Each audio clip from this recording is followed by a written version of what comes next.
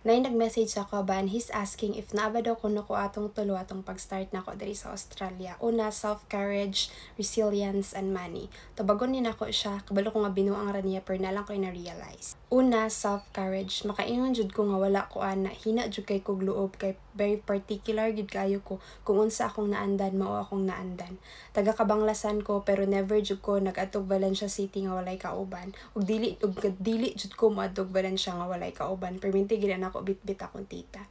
And kani funny story, before ko moadto og Australia kailangan kog English test and it happens nga ang English test is only available sa Cagayan de Oro.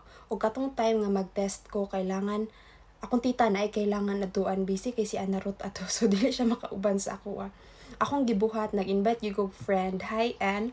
Invite gyud ako si Ann giuban ako sa Cagayan para lang mauban sa ako asa ako ang test. Inaanak ko ka-dependent. Ikaduha, resilience. Siguro makaingon jud ko that I am strong mentally and emotionally. Ihilak ra nako na and kaya nako magpadayon. Pero physically wala jud ko naanad og trabaho ug kabalo gid akong family ana. Ikatulo, money. High school pa lang ko, dependent na gyud kay ko sa akong mga tita.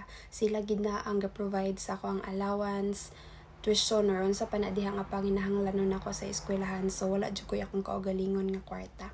Pero atong pag-anhin ako diri sa Australia nagbag-o gina ang tanan. I have to push myself to step out from my comfort zone kay kung permira ko dili na ako makaya wa jud ko'y padulungan. Makalakaw na ko nga ako ra isa. Maka-work na ko long shifts kapoy pero kaya na nako.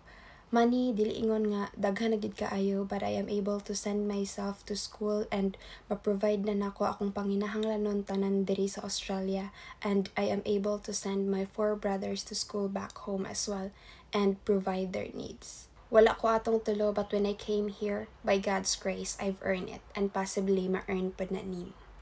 Ciao!